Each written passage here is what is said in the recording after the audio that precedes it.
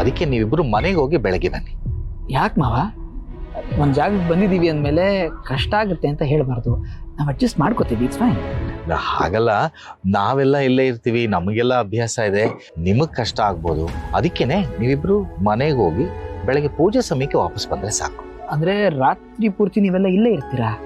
ಯಾಕೆ? ನಮ್ಮ ಭಾವನಿಗೆ ಅವಳಿಗೆ ಮದುವೆ ಸಂಬಂಧಪಟ್ಟ ಹಾಗೆ ಒಳ್ಳೇದಾಗ್ಲಿ ಅಂತ ಒಂದು ಪೂಜೆ ಇಟ್ಕೊಂಡಿದೀವಿ. ಅದನ್ನ ಮುಗಿಸ್ಕೊಂಡೆ ನಾವು ಹೋಗೋದು. ನೀವೆಲ್ಲರೂ ಇಲ್ಲೇ ಇರ್ತೀರಿ ಅಂದಮೇಲೆ ನಾವು ಇಲ್ಲೇ ಇರ್ತೀವಿ.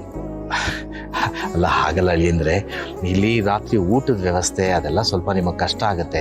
ಮನೆಗೆ ಹೋಗಿ ಜಾನು ಅಡುಗೆ ಮಾಡ್ತಾಳೆ, ಊಟ ಮಾಡ್ಕೊಳ್ಳಿ. ಪೂಜೆಗೆ ಇಲ್ಲೆಲ್ಲ ಸಿದ್ಧತೆ ಆದಾಗ ಬೆಳಗ್ಗೆ ಫೋನ್ ಮಾಡ್ತೀನಿ, ಹೊರಟು ಬನ್ನಿ. ಮಾವ, ಇವತ್ತು ರಾತ್ರಿ ಇಲ್ಲಿ ಬಿಡಿಸೋದು ಪ್ರಸಾದ. ಪ್ರಸಾದನೇ ಬೇಡ ಅಂತನೋಷ್ಟು ದೊಡ್ಡವನಲ್ಲ ನಾನು. ಆ ದೇವರ ಅನುಗ್ರಹದಿಂದನೇ ನಂಗೆ ಇವತ್ತು ಜಾನ್ವಿಯವರು, ನೀವು, ಈ ತುಂಬ ಕುಟುಂಬ ಎಲ್ಲ ಸಿಕ್ಕಿದ್ದೀರಿ. ಹಾಗಿದ್ಮೇಲೆ ಆ ಪ್ರಸಾದನ ಕಣ್ಣು ಹೊತ್ಕೊಂಡು ಊಟ ಮಾಡ್ತೀನಿ. ಜಾನ್ವಿಯವರೇ, ನಿಮ್ಗೆ ಇಲ್ಲಿ ರಾತ್ರಿ ಇರೋದಕ್ಕೆ ಯಾವ ತೊಂದರೆ ಇಲ್ಲ ತಾನೆ? ಅದೇ ಮತ್ತೆ ನೀವೇ ಹೂ ಅಂದ್ಮೇಲೆ ನನಗೆ ಏನ್ ತೊಂದ್ರೆ ಇರುತ್ತೆ? ನಂಗೆ ಇಲ್ಲಿರೋದಕ್ಕೆ ಖುಷಿನೇ. ಅಪ್ಪ, ನಾವಿಬ್ರು ಇಲ್ಲೇ ಉಳ್ಕೋತೀವಿ. ಸರಿ ಮಗಳೇ, ನೀವೇ ಇಷ್ಟಪಟ್ಟು ಇರ್ತೀರಾ ಅಂದ್ರೆ ನಮಗೂ ಖುಷಿನೇ. ಹಾಗಾದ್ರೆ ನಿಮ್ಗೆ ಉಳ್ಕೊಳ್ಳೋದಕ್ಕೆ ಒಂದು ವ್ಯವಸ್ಥೆ ಮಾಡ್ತೀನಿ. ಸರಿ. ನಾವೆಲ್ಲರೂ ಚೆನ್ನಾಗಿದ್ದೀವಪ್ಪ. ಅಂದಹಾಗೆ ನೀನೇನಪ್ಪ ಇಲ್ಲಿ? ನಮ್ಮೂರಿನ ಉತ್ಸವ ಅಂದ್ರೆ ನಾವು ಬರ್ದೇ ಇರೋದಕ್ಕಾಗತ್ತಾ? ನೀನೊಬ್ನೇ ಬಂದಿದ್ಯಾ ಅಥವಾ ಅಪ್ಪ ಅಮ್ಮ ಎಲ್ಲ ಬಂದಿದ್ದಾರಾ? ಎಲ್ರು ಬಂದಿದ್ದಾರೆ ಆಂಟಿ. ಇದು ನಮ್ಮ ಮನೆ ದೇವರು. ಇಲ್ಲಿ ತುಂಬಾ ವರ್ಷ ಆದ್ಮೇಲೆ ಉತ್ಸವ ಆಗ್ತದೆ, ಅದಕ್ಕೆ ಮನೆಯವ್ರೆಲ್ರು ಬಂದಿದೀವಿ. ಓ, ಇದು ನಿಮ್ಮನೆ ದೇವ್ರಾ? ನಮ್ಮನೆ ದೇವ್ರು ಇದೇನಪ್ಪ. ಎಷ್ಟು ದಿನ ಆಯ್ತಪ್ಪ ನಿನ್ನನ್ ನೋಡಿ. ಮನೆ ಕಡೆ ಬರೋದನ್ನೇ ಬಿಟ್ಬಿಟ್ಟಿಯಲ್ಲ ನೀನು. ಜಾನು ಮದ್ವೆಗೆ ಯಾಕೆ ಬರ್ಲಿಲ್ಲ ನೀನು? ಹೋಗ್ಲಿ, ಜಾನು ಇಲ್ಲಿಗೆ ಬಂದಿದ್ದಾಳೆ, ಅವಳನ್ನ ಮಾತಾಡಿಸ್ತೀಯ ನೀನು? ಆಂಟಿ, ಆಗ್ಲೇ ಅವ್ರ ಗಂಡನ ಜೊತೆ ಸಿಕ್ಕಿದ್ಲು, ಮಾತಾಡಿಸ್ದೆ. ಒಳ್ಳೇದಾಯ್ತಪ್ಪ. ಅಂದ್ಹಾಗೆ ಅಪ್ಪ ಅಮ್ಮ ಬಂದಿದ್ದಾರೆ ಅಂದ್ಯಲ್ಲ, ಅವ್ರನ್ನ ಭೇಟಿ ಮಾಡ್ಸಲ್ವಾ? ಮಾಡಿಸ್ತೀನಿ ಆಂಟಿ. ಅಪ್ಪ ಉತ್ಸವದಲ್ಲಿ ಬ್ಯುಸಿ ಆಗಿದ್ದಾರೆ, ಅಮ್ಮ ಇಲ್ಲೇ ಎಲ್ಲೋ ಇರ್ತಾರೆ. ನೀವ್ ಇಲ್ಲೇ ಇರ್ತೀನಿ ಅಂದ್ರೆ ಹೋಗಿ ಕರ್ಕೊಂಡ್ ಬರ್ತೀನಿ. ನಾನು ಅಲ್ಲೇ ಮುಂಭಾಗದಲ್ಲಿ ಇರ್ತೀನಿ, ಅಲ್ಲಿಗೆ ಕರ್ಕೊಂಡ್ ಬಾ.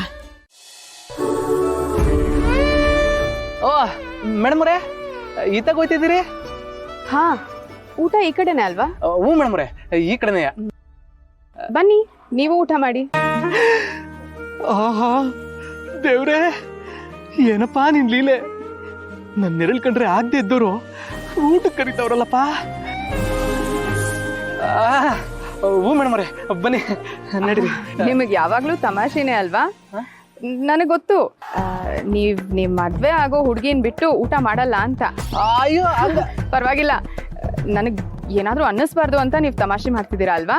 ಅಯ್ಯೋ ಹಂಗಿರಿಲ್ಲ ಮೇಡಮ್ ಅವರೇ, ನಂಗೆ ಅರ್ಥ ಆಗುತ್ತೆ. ಏನು ಇಷ್ಟು ನಗ್ನಗ್ತಾ ಮಾತಾಡ್ತಿದ್ದೀರಲ್ಲ? ಏನಿಲ್ಲ ಏನಿಲ್ಲ. ಅಯ್ಯೋ, ಯಾಕೆ ಸಿದ್ದು ಅವರೇ ಸುಮ್ನೆ ಸುಳ್ಳು ಹೇಳ್ತಿದ್ದೀರಾ? ನಾವ್ ನಿಮ್ ಬಗ್ಗೆನೇ ಮಾತಾಡ್ತಿದ್ವಿ. ನನ್ ಬಗ್ಗೆನಾ? ಏನಂತಿದ್ರು?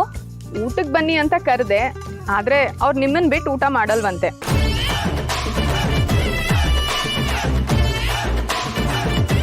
ಅವ್ರ ಅಕ್ಕನೂ ಹೇಳ್ತಿರ್ತಾರೆ, ಸಿದ್ದು ಅವ್ರಿಗೆ ನೀವು ಅಂದ್ರೆ ತುಂಬಾ ಇಷ್ಟ.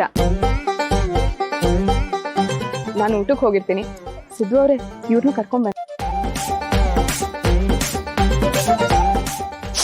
ಏನ್ರಿ ಗೌಡ್ರೆ, ನಾನು ಇಲ್ದೇ ಇರಾಗ ಹೀಗೆಲ್ಲ ಮಾತಾಡಿದ್ದೀರಾ? ನಾನಿಲ್ದೆ ಹೋದ್ರೆ ಊಟ ಗಂಟ್ಲಲ್ಲಿ ಇಳಿಯಲ್ವಾ? ಮೇಡಮ್ ಅವರೇ, ಅಷ್ಟು ಸೀನೆಲ್ಲ ಇಲ್ಲ ಅವ್ರಿಗೆ. ನಾನು ಹೇಳೋದೇನು ಅರ್ಥ ಆಗುದಿಲ್ಲ. ನಿಮ್ ಸುಮ್ನೆ ಹೋಗಿ.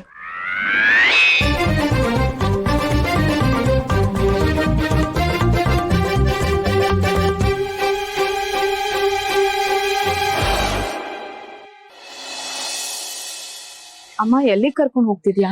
ಅದು ಕಂಕಣ ಕಟ್ಟಿ ಪೂಜೆ ಮಾಡಿದ್ರೆ ಎಲ್ಲ ಒಳ್ಳೇದಾಗತ್ತೆ ಅಂತ ಪೂಜಾರ್ ಹೇಳಿದ್ರು, ಅಲ್ಲಿ ಕರ್ಕೊಂಡು ಹೋಗ್ತಾ ಇದ್ದೀನಿ. ಅಮ್ಮ, ನಾನು ನಿಂಗೆ ಎಷ್ಟು ಸಲ ಹೇಳಿದ್ದೀನಿ, ನೀನ್ ಅರ್ಥನೇ ಮಾಡ್ಕೋತಿಲ್ಲ. ನನಗೆ ಈ ಮದ್ವೆ ಎಲ್ಲ ಬೇಡಮ್ಮ. ಭಾವನಾ ಮಗಳೇ, ನೀನ್ ಈ ಪರಿಸ್ಥಿತಿನಲ್ಲಿ ಯೋಚನೆ ಮಾಡಿ ಹೇಳ್ತಾ ಇದೀಯ. ಆದ್ರೆ ನಾವು ನಿನ್ನ ಭವಿಷ್ಯದ ಬಗ್ಗೆ ಯೋಚನೆ ಮಾಡ್ತಾ ಇದ್ದೀವಮ್ಮ. ನಂಗೆ ಗೊತ್ತು, ಖುಷಿ ಇದ್ದಾಳೆ ಅಂತ ಹೇಳ್ತೀಯ. ಖುಷಿ ಇನ್ನ ಚಿಕ್ಕವಳು, ಅವಳಿಗೆ ನೀನ್ ಆಶ್ರಯ ಆಗ್ಬೇಕು. ಆ ಮಗು ಏನ್ ಮಾಡುತ್ತೆ? ಒಂದು ವಯಸ್ಸಾದ್ಮೇಲೆ ಜೊತೆಗೆ ಬಾಳ ಸಂಗಾತಿ ಬೇಕಾಗ್ತಾರಮ್ಮ. ಅಪ್ಪ, ಬೇಡ ಅನ್ಬೇಡ. ಭಾವನಾ, ಅಪ್ಪ ಎಷ್ಟು ಹೇಳ್ತಾ ಇದಾರಲ್ವಾ, ಬಾಮ್ಮ, ಬಾ ನೀನು. S, she's right. ಸಿದ್ದು ಇಷ್ಟು ಚಿಕ್ಕ ವಯಸ್ಸಿಗೆ ಎಷ್ಟು ಜನರ ಪ್ರೀತಿನ ಗಳಿಸಿದಾನೆ ಗೊತ್ತಾ? ಇದ್ರಲ್ಲೇ ಅವ್ನು ಎಷ್ಟು ಒಳ್ಳೆ ಹುಡುಗ ಅನ್ನೋದು ಅರ್ಥ ಆಗತ್ತೆ. ನನ್ಗೇನಾದ್ರೂ ಒಬ್ಳು ತಂಗಿ ಇದ್ದಿದ್ರೆ ಅವಳನ್ನಂತೂ ಗ್ಯಾರಂಟಿ ಸಿದ್ದುಗೆ ಕೊಟ್ಟು ಮದ್ವೆ ಮಾಡ್ತಿದ್ದೆ. ಬಿಕಾಸ್ ಅವನು ತುಂಬಾನೇ ಒಳ್ಳೆ ಹುಡುಗ, ಚಿನ್ನದಂತ ಕ್ಯಾರೆಕ್ಟರ್ ಅವನು. ಅಂಡ್ ಇಂಥ ಚಿಕ್ಕ ವಿಷಯಕ್ಕೆಲ್ಲ ಮದ್ವೆ ಬೇಡ ಅನ್ನೋದು ನನಗೆ ಯಾಕೋ ತುಂಬಾ ಸಿಲ್ಲಿ ಅಂತ ಅನಿಸ್ತಾ ಇದೆ ಪೂರ್ವಿ. ನಾನ್ ಸಿದ್ದುನ ದಿನಾ ನೋಡ್ತೀನಿ. ಟ್ರಸ್ಟ್ ಮೀ, ಅವನನ್ನ ಗಂಡನಾಗ್ ಪಡೆಯೋದಕ್ಕೆ ಪುಣ್ಯ ಮಾಡಿರ್ಬೇಕು. ನನಗೇನು ಗೊತ್ತಾಗ್ತಿಲ್ಲ. ಓಕೆ ಪೂರ್ವಿ, ನೀನ್ ಆರಾಮಾಗಿ ನಿನ್ ಟೈಮ್ ತಗೋ, ಚೆನ್ನಾಗಿ ಯೋಚನೆ ಮಾಡಿ ನಾಳೆ ನಿನ್ ಡಿಸಿಷನ್ ಏನು ಅಂತ ಹೇಳು, ಆಯ್ತಾ?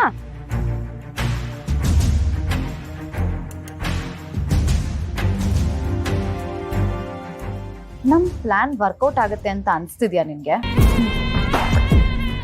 ಅವಳು ಯಾವಾಗ ನನಗೇನೂ ಅರ್ಥ ಆಗ್ತಿಲ್ಲ ಅಂತ ಅಂದ್ಲೋ ಅವಾಗ್ಲೇ ನಮ್ ಪ್ಲಾನ್ ವರ್ಕ್ ಆಗ್ತಿದೆ ಅಂತ ಅರ್ಥ. ಎನಿವೇಸ್, ಅವಳಿಗೂ ಸ್ವಲ್ಪ ಟೈಮ್ ಕೊಟ್ಟು ನೋಡೋಣ. ಬಟ್ ಏನಂದ್ರೆ ಸೋಫಿ, ಈ ಕಬ್ಬಣ ಬಿಸಿ ಇರುವಾಗಲೇ ಚೆನ್ನಾಗಿ ಬಡ್ದು ನಮಗ್ ಬೇಕಾದ ಆಕಾರಕ್ಕೆ ತರಿಸ್ಕೊಂಡ್ಬಿಡ್ಬೇಕು.